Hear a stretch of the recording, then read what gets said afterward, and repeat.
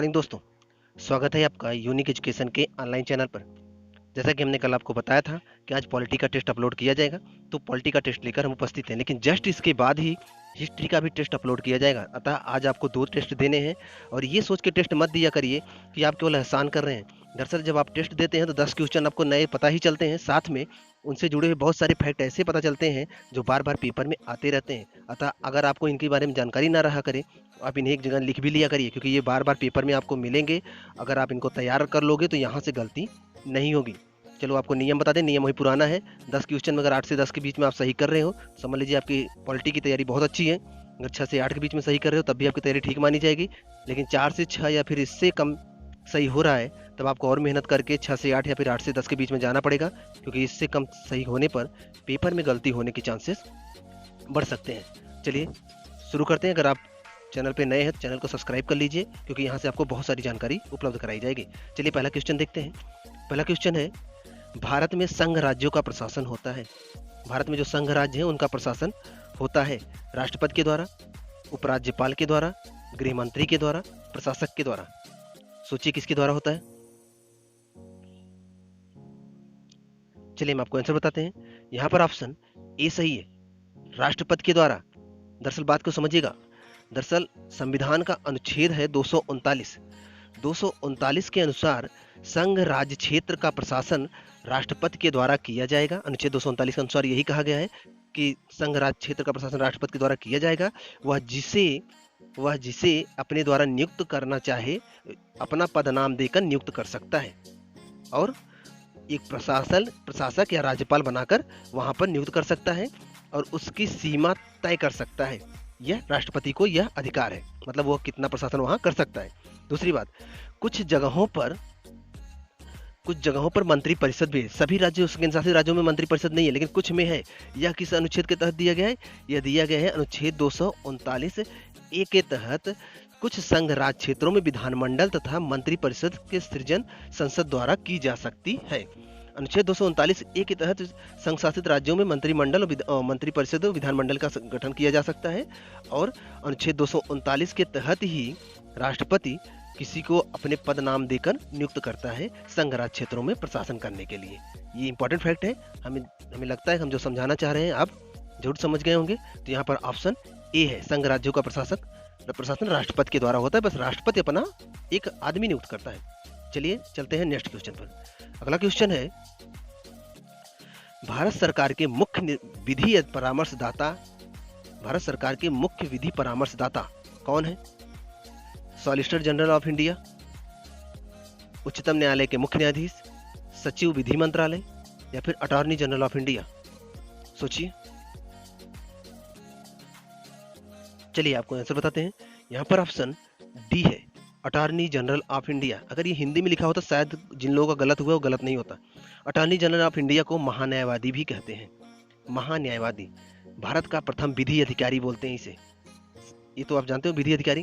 दरअसल ये सोचिए, महान्यायवादी का काम क्या होता है? महान्यायवादी का काम क्या होता है? दरअसल संविधान का अनुच्छेद 76 महान्यायवादी के बारे में बताता है। महान्यायवादी के पद की व्यवस्था करता है।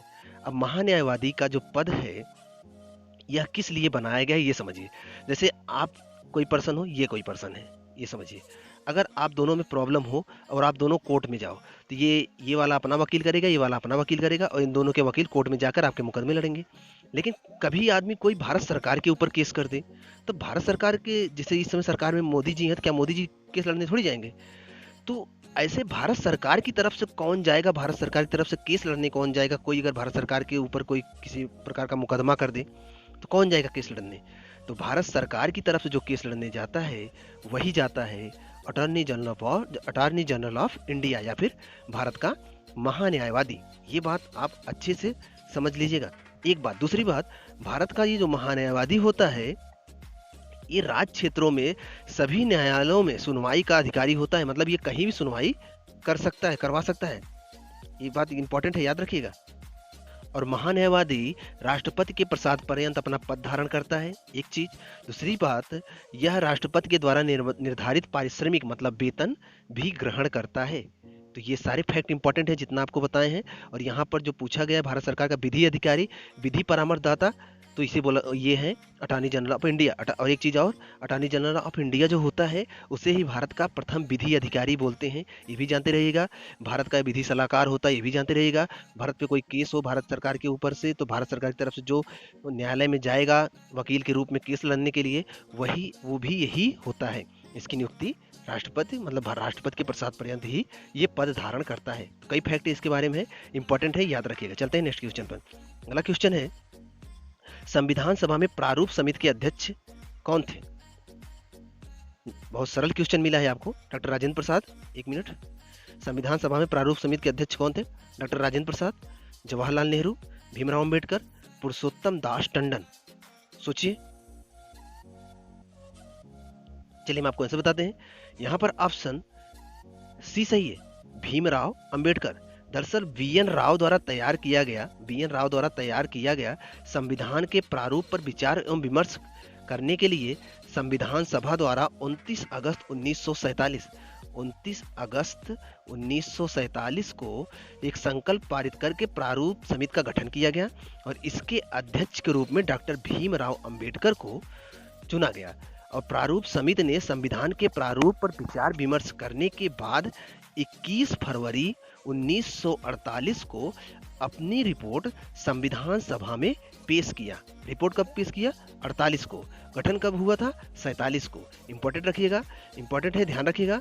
और ये किसके था? ये वीएन राव द्वारा जो प्रारूप जो बनाया गया था उस पर उसके ये अध्यक्ष बनाए गए थे। संविधान का प्रारूप जो बनाया गया था उस प्रारूप समिति के ये अध्यक्ष बनाए गए थे। इंपॉर्टेंट फैक्ट है, याद रखिएगा। वैसे सरल क्वेश्चन था, जनरली आप जानते होंगे, बहुत बार आप पढ़े होंगे, तो ऑप्शन सी सही था। चलते हैं नेक्स्ट क्वेश्चन पर। अगला क्वेश्चन है, संविधान में मौलिक कर्तव्यों को सम्मिलित किया गया था। मौलिक कर्तव्य संविधान में कब सम्मिलित किया गया था? सोचिए, कब सम्मिलित किया गया था? 40वें संविधान संशोधन, 42वें संविधान संशोधन, 83वां संविधान संशोधन और 46वां संविधान संशोधन। सोचिए, किस संविधान संशोधन द्वारा मौलिक कर्तव्यों को सम्मिलित किया गया था? सोचिए। चलिए हम आपको आंसर बताते हैं। यहाँ पर ऑप्शन बी सही है, 42वां संविधान संशोधन। 42वें संविधान संशोधन द्वारा मौलिक कर्तव्यों को जोड़ा गया। दरअसल मूल संविधान में मौलिक कर्तव्य नहीं थे, मौलिक अधिकार नहीं है, यह मौलिक कर्तव्य है। यह मूल संविधान में मौलिक कर्तव्य नहीं था। संविधान का पुनरीक्षण करने के लिए स्वर्ण सिंह समिति, सरदार स्वर्ण सिंह कमेटी का गठन किया गया और इस कमेटी ने यह रिपोर्ट दिया कि मौलिक कर्तव्यों को संविधान में जोड़ना चाहिए। तो एक चीज यहाँ पर याद रखिएगा, कभी कभी ये पूछा जाता है कि मौलिक कर्तव्यों के लिए किस कमेटी ने रिपोर्ट दिया था, किस कमेटी ने सुझाव दिया था? तो स्वर्ण सिंह कमेटी थी, स्वर्ण सिंह समिति थी, पहली चीज। दूसरी चीज, किस संविधान संशोधन द्वारा जोड़ा गया? तो 42वां संविधान संशोधन द्वारा इसे जोड़ा गया, ये भी याद रखिएगा। और तीसरी बात, इसे 1976 में 42वां संविधान संशोधन आपको याद होगा 1976 में था, तब जोड़ा गया था।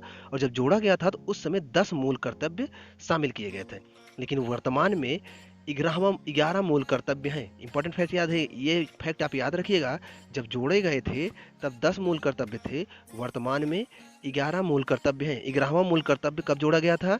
86वां संविधान संशोधन 2002 के द्वारा 11वां मूल कर्तव्य जोड़ा गया था। वो क्या था? यदि माता पिता या संरक्षक हैं तो वह 6 वर्ष से 14 वर्ष आयु वाले बच्चों को शिक्षा का अवसर उपलब्ध कराएं। यह 11वां मूल कर्तव्य था। 86वें संविधान संशोधन 2002 में जोड़ा गया था, लेकिन जब 42वां संविधान संशोधन 1976 में किया गया था तब जब मूल कर्तव्यों की संख्या कितनी थी? 10 थी। ये फैक्ट याद रखिएगा। अगली बात, किस कमेटी के सुझाव पर था? तो स्वर्ण सिंह कमेटी के या समिति के सुझाव पर इसे जोड़ा गया था, याद रखिएगा। और एक चीज यहाँ पर याद रखिएगा कि यह संविधान के भाग 4 में है और अनुच्छेद 51 में इसे रखा गया है। आप नीति निर्देशक तक तो जैसे ही क्रॉस करोगे उसके आगे ही यह पहले मिलेगा, उसके बाद राष्ट्रपति का पद शुरू होता है। इंपॉर्टेंट फैक्ट है, ये सब दिमाग में रखिएगा। आगे चलते हैं और अगला क्वेश्चन देखते हैं। अगला क्वेश्चन है, ध्यान से देखिएगा क्वेश्चन, एक मिनट। क्वेश्चन देखिए, थोड़ा सस्ता या फिर सरल क्वेश्चन कह सकते हैं। एक वर्ष में कम से कम कितनी बार संसद की बैठक आवश्यक है? एक वर्ष में कम से कम कितनी बार संसद की बैठक की जा सकती है? एक बार कम से कम होनी चाहिए, कहने का मतलब ये है। 2 बार, 3 बार, 4 बार, सोचिए। चलिए मैं आपको आंसर बताते हैं, बहुत सस्ता क्वेश्चन है ये। ऑप्शन बी, एक वर्ष में कम से कम 2 बार, कितना भी कम, जैसे संसद की बैठक होनी चाहिए, संसद में बैठक करके जनता के बारे में, यहाँ के कानूनों के बारे में, कौन कौन से कानून, क्या क्या नियम बनाने चाहिए, इस पर विचार विमर्श करनी चाहिए। तो बैठकें ज़्यादा हो तो जितनी ज़्यादा बैठकें होगी उतना ज़्यादा विचार होगा। लेकिन मान लो अगर किसी कारणवश से बैठकें नहीं हो पा रही, तब भी कम से कम एक साल में 2 बार बैठकें होनी ही चाहिए, ये क्वेश्चन है। तो ऑप्शन बी सही है, इंपॉर्टेंट है। चलते हैं नेक्स्ट क्वेश्चन पर। अगला क्वेश्चन है, भारतीय संविधान ने अवशिष्ट अधिकारों को दिया है। अवशिष्ट अधिकार किसको दिया गया है भारतीय संविधान में? संघीय सरकार को, राज्य सरकार को, संघ तथा राज्य सरकार दोनों को, किसी को भी नहीं। सोचिए किसको दिया है। चलिए हम आपको आंसर बताते हैं। यहां पर ऑप्शन ए सही है। दरअसल इस बात को समझिएगा, आप पढ़े होंगे कि यहां पर कि संविधान में 3 सूचियां हैं। एक है संघ सूची, एक है राज्य सूची और एक है समवर्ती सूची। संघ सूची में जितने विषय हैं, समवर्ती सूची, एक मिनट, संघ सूची में जितने विषय हैं उस पे केंद्र सरकार नियम बनाती है, ये पढ़े होंगे आप। राज्य सूची में जितने विषय हैं उस पे राज्य सरकार नियम बनाती है, ये पढ़े होंगे आप। और जो समवर्ती सूची है उसमें जितने विषय हैं उस पे केंद्र सरकार और राज्य सरकार दोनों समवर्ती सूची पर, केंद्र सरकार और राज्य सरकार दोनों ही समवर्ती सूची पर नियम बनाते हैं। लेकिन अगर कभी प्रॉब्लम हो जाए तो केंद्र सरकार का नियम माना जाता है, ये भी आप पढ़े होंगे। लेकिन कुछ नियम ऐसे, कुछ विषय ऐसे बच गए हैं जो तीनों सूचियों में, ना तो संघ सूची, ना राज्य सूची, ना समवर्ती सूची में है, उन्हें क्या बोला जाता है? अवशिष्ट अधिकार। तो अवशिष्ट अधिकारों को किसे दिया गया है? तो याद रखिएगा, जो किसी सूची में नहीं है उसे संघ सरकार को दिया गया है, मतलब उस पर नियम कानून केवल संसद बना सकती है। तो यहाँ पर ऑप्शन ए सही है, इंपॉर्टेंट फैक्ट है, याद रखिएगा। चलते हैं नेक्स्ट क्वेश्चन पर। अगला क्वेश्चन है, चलिए क्वेश्चन देखते हैं। क्वेश्चन है, दल बदल पर किसने प्रतिबंध लगाया? 52वां संविधान संशोधन, 42वां संविधान संशोधन, 44वां संविधान संशोधन, जनता प्रतिनिधित्व कानून। बताइए किसने प्रतिबंध लगाया था? सोचिए। चलिए हम आपको बताते हैं, यहां पर ऑप्शन ए सही है, 52वां संविधान संशोधन। दरअसल बात ये थी कि पहले क्या था कि जिसका भी जब मन करता था किसी भी पार्टी को छोड़कर दूसरी पार्टी में चला जाता था, फिर उसमें मन भर गया तो उस पार्टी को छोड़कर तीसरी पार्टी में चला जाता। मतलब कि ये था कि जहां पर उनको अपने मन का मंत्री परिषद नहीं मिलता, मंत्री पद नहीं मिलता था, तो वो क्या करते थे, पार्टी छोड़ देते थे और दूसरी पार्टी में शामिल हो जाते थे। तो एक सरकार गिर जाती थी, दूसरी सरकार बन जाती थी। तो ऐसे सरकारें स्थिर नहीं हो पाती थी। तो क्या किया गया कि ये जो दल बदलते थे मंत्री, इनको रोकने के लिए एक कानून लाया गया। ये कब लाया गया था? ऑप्शन ए, 52वां संविधान संशोधन के तहत।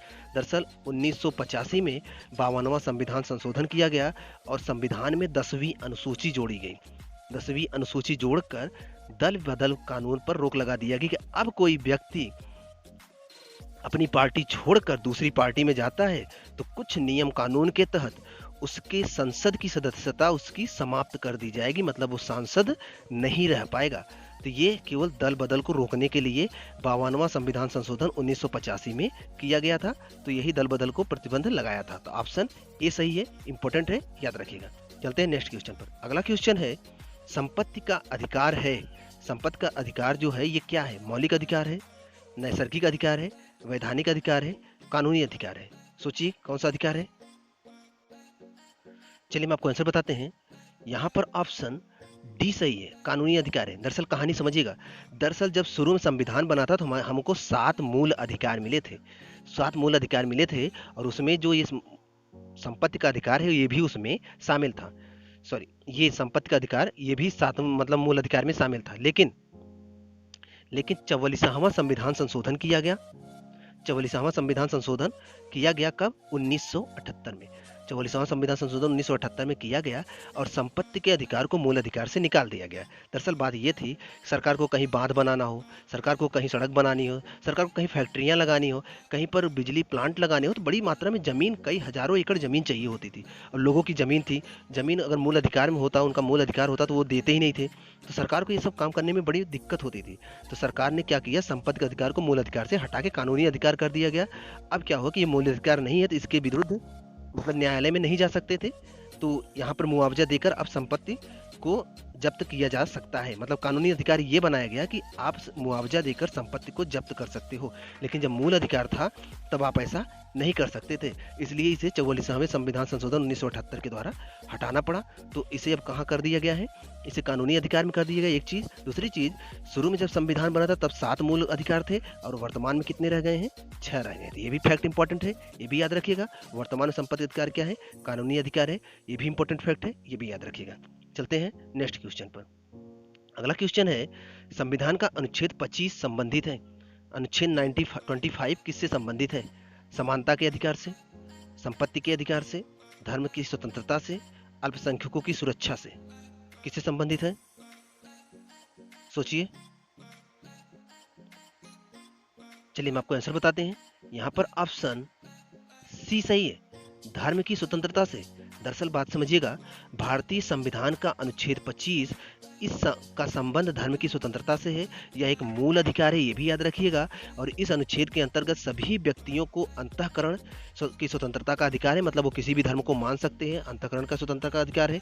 बिना रोक टोक के धर्म में विश्वास रखने, धार्मिक कार्य करने, प्रचार करने का, मतलब धर्म का प्रचार करने का भी अधिकार है। ये सब इंपॉर्टेंट फैक्ट है, याद रखिएगा। जबकि इसी से संबंधित एक अनुच्छेद और है, अनुच्छेद 26। अनुच्छेद 26 के अंतर्गत धार्मिक मामलों का प्रबंधन करने की स्वतंत्रता दी गई है। अनुच्छेद 27 के अनुसार धार्मिक आधार पर किसी व्यक्ति को कर देने के लिए बाध्य नहीं किया जा सकता। मतलब धर्म के नाम पर आप टैक्स दो, ये भी नहीं कर सकते। अनुच्छेद 28 क्या है, ये भी इंपॉर्टेंट है। अनुच्छेद 28 के तहत अनुसार सरकार द्वारा संचालित शिक्षण संस्थानों में धार्मिक शिक्षा नहीं दी जाएगी। मतलब कि ऐसे शिक्षण संस्थान जो गवर्नमेंट है, जो सरकारी है, उनमें आप किसी भी प्रकार की धार्मिक शिक्षा नहीं दे सकते।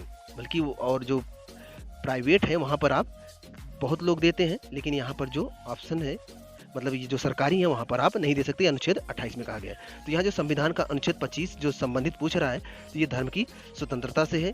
ऑप्शन सी सही है, इंपॉर्टेंट है, याद रखिएगा। चलते हैं 10वां क्वेश्चन और अंतिम क्वेश्चन। आशा करते हैं कि आपके टेस्ट अच्छे जा रहे होंगे। राष्ट्रपति किसकी नियुक्ति नहीं करता? राष्ट्रपति किसकी नियुक्ति नहीं करता है? उपराष्ट्रपति की, प्रधानमंत्री की, राज्यपाल की, मुख्य निर्वाचन आयुक्त की। सोचिए। चलिए हम आपको आंसर बता देते हैं। यहाँ पर ऑप्शन ए सही है, राष्ट्रपति उपराष्ट्रपति की नियुक्ति नहीं करता। दरअसल भारत का राष्ट्रपति उपराष्ट्रपति की नियुक्ति नहीं करता। उपराष्ट्रपति के पद हेतु लोकसभा और राज्यसभा के सांसद संयुक्त रूप से निर्वाचक मंडल का निर्माण करते हैं, वोटिंग होती है, और वे बहुमत से उपराष्ट्रपति का निर्वाचन करते हैं। और उपराष्ट्रपति राज्यसभा का पदेन सदस्य होता है, ये भी याद रखिएगा। उपराष्ट्रपति राज्यसभा का पदेन सदस्य होता है, अध्यक्ष होता है, ये भी जानते हो आप। एक चीज। दूसरी चीज, अनुच्छेद 74 के अनुसार राष्ट्रपति प्रधानमंत्री की नियुक्ति करता है तथा अन्य मंत्रियों की नियुक्ति राष्ट्रपति प्रधानमंत्री की सलाह पर करता है। जो अन्य मंत्री की नियुक्ति होती है, राष्ट्रपति जो है प्रधानमंत्री की सलाह पर करता है। अनुच्छेद 155 के अनुसार राज्य के राज्यपाल की नियुक्ति राष्ट्रपति अपने हस्ताक्षर एवं मुद्रा सहित अधिपत्र द्वारा करता है। ये राज्यपाल के लिए अनुच्छेद 155। और एक चीज यहाँ पर है, अनुच्छेद 324 के अनुसार निर्वाचन आयुक्त की नियुक्ति राष्ट्रपति संसद की विधि के अधीन करता है। तो याद रखिएगा, इन तीनों की नियुक्ति राष्ट्रपति के द्वारा होता है, इसकी नियुक्ति नहीं होता। ऑप्शन ए सही है, इंपॉर्टेंट फैक्ट है। आशा करते हैं कि आपके क्वेश्चन अच्छे होंगे और सही सब किए होंगे, और बहुत सारी जानकारी भी आपको मिली होगी। और आप अपने नंबर जरूर लिखिएगा जितना आपका आया हो। अगर चैनल पे आप नए हो, चैनल को सब्सक्राइब कर लीजिए, और अगर आपको पसंद आया है तो शेयर भी करिए। तब तक मिलते हैं नेक्स्ट वीडियो में, और एक वीडियो और भी अपलोड होगा आज ही, तो उसको भी आप जरूर उस पर टेस्ट दीजिएगा। तब तक आप पढ़ते रहिए, मिलते हैं नेक्स्ट वीडियो में।